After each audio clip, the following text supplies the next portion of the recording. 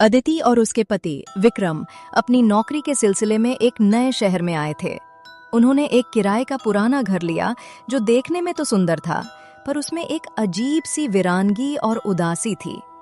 विक्रम एक मेहनती इंजीनियर था, जबकि अदिति एक सेंसिटिव लेखिका। घर में एक ही अजीब चीज थी, बैठक में रखी एक विशालकाय पुरानी पेंडुलम वाली घड़ी। ये घड़ी इतनी पुरानी थी कि इसकी लकड़ी काली पड़ गई थी और इसका पेंडुलम हमेशा रुका रहता था। विक्रम, ये घड़ी यहाँ क्यों रखी है? क्या इसे हटाया नहीं जा सकता? अदिति ने पूछा।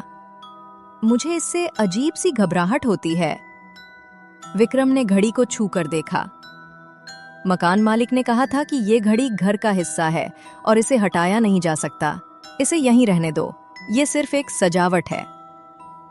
अदिति को ये बात पसंद नहीं आई, पर उसने मान लिया। शुरुआत में सब ठीक था, पर धीरे धीरे अदिति को लगने लगा कि घर में कोई तीसरी मौजूदगी है। रात में जब सब शांत होता तो अदिति को उस रुकी हुई घड़ी से धीमी लगातार टिक टिक की आवाज सुनाई देती थी, जबकि उसका पेंडुलम चल नहीं रहा होता था। विक्रम, तुम्हें सुनाई नहीं देता? रात को ये घड़ी अपने आप चलने लगती है, अदिति ने डरते हुए बताया। अदिति, तुम ज्यादा सोच रही हो। पुरानी इमारतों में ऐसी आवाजें आती रहती हैं। विक्रम उसकी बात हंसी में टाल देता। बीता हुआ समय। एक रात अदिति को आवाज इतनी तेज सुनाई दी कि वो उठकर उस घड़ी के पास चली गई। घड़ी पर धूल की मोटी परत थी। अदिति ने जब उसे साफ किया तो उसने देखा कि घड़ी के डायल पर समय स्थिर था, ठीक 11:55। जैसे ही अदिति ने उस समय को देखा, उसे अपने आसपास की हवा ठंडी होती महसूस हुई। अचानक उसे लगा जैसे उसकी पीठ पर किसी का हाथ है। वो डर के मारे चीखने वाली थी कि उसने अपने सामने एक धुंधली छवि देखी, एक उदासीन चेहरा जो एक बूढ़ी औरत का था। तुम कौन हो? अदिति मुश्किल से बोल पाई। वो धुंधली छवि रोती हुई आवाज में बोली, मैं मालती हूँ। मैं इस घर की असली मालिक हूँ। मेरा समय इस घड़ी में कैद है। कैद? इसका क्या मतलब है? ठीक 11:55 पर मेरे बेटे ने मेरा गला घोंट दिया था। वो इस घर को हड़पना चाहता था। वो जानता था कि मैं इस घड़ी से कितना प्यार करती थी, इसीलिए उसने मरने से पहले घड़ी का पेंडुलम तोड़ दिया, ताकि मेरा अंतिम समय हमेशा के लिए रुक जाए और मेरी आत्मा को मोक्ष न मिल सके। अदिति की सांसें रुक गईं। तुम्हारा बेटा? उसने क्यों? मालती की छवि गुस्से से हिलने लगी। उसने मुझे छला, और अब तुम्हारा पति तुम्हें छल रहा है। तुम क्यों यहाँ आई हो? तुम चली जाओ, वरना तुम्हारा भी समय यहीं रुक जाएगा। कैद से आजादी अगले ही पल वो छवि गायब हो गई और अदिति पसीने में तर होकर वापस बिस्तर पर आ गई। उसने फैसला किया कि वो विक्रम पर नजर रखेगी। अगले दिन अदिति ने विक्रम का फोन चेक किया, जो वो अक्सर नहीं करती थी। उसे विक्रम के एक दोस्त का मैसेज मिला। सब प्लान के अनुसार है ना?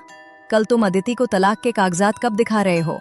घर पर तुम्हारा हक जल्द हो जाना चाहिए। अदिति का दिल टूट गया। उसे मालती की बात याद आई। तुम्हारा पति तुम्हें छल रहा है। विक्रम ये घर और उसकी पैतृक संपत्ति के लिए अदिति से शादी करके इस शहर में लाया था। उस रात अदिति ने एक बड़ा फैसला लिया। वो तेज कदमों से उस पुरानी घड़ी के पास गई। विक्रम पहले ही सो चुका था। 11:50 हो रहे थे। घड़ी की टिक टिक अब बहुत तेज हो गई थी, जैसे कोई उसे रोक रहा हो। ठीक 11:55 होने से पहले अदिति ने जमीन पर पड़ा एक भारी पत्थर उठाया। मालती, मैं तुम्हें आजाद कर रही हूँ और अपने पति को उसका कर्म दे रही हूँ। उसने अपनी पूरी ताकत लगाकर पत्थर को घड़ी के पेंडुलम पर मारा। भयानक गूंज के साथ घड़ी का शीशा टूट गया और रुकी हुई सुई आगे बढ़ गई। अगले ही पल घर के बाहर जोरदार तूफान आ गया। एक सफेद रोशनी घड़ी से निकली और तेजी से छत की ओर चली गई। घर की सारी खिड़कियां जोर से हिलने लगीं। तभी विक्रम चीखता हुआ उठा। उसने देखा कि अदिति खड़ी है, उसके हाथ में पत्थर है और घड़ी टूटी है। ये क्या किया तुमने? तुम्हें पता है ये घड़ी कितनी महंगी थी? विक्रम ने गुस्से में कहा। अदिति ने शांत आवाज में कहा, ये महंगी नहीं, शापित थी, और तुम्हारा झूठ भी टूट गया है विक्रम। नई शुरुआत अगले ही दिन अदिति ने विक्रम को तलाक के कागजात सौंप दिए। उसने वो घर तुरंत छोड़ दिया। बाद में पता चला कि मालती का बेटा सच में उसी घर में रहता था और उसने अपने बेटे को सबक सिखाने के लिए ही वो घड़ी जानबूझकर नए किराएदारों को दी थी। अदिति ने उस शहर को छोड़ दिया, पर अब वो डर से नहीं बल्कि आजादी से भर गई थी।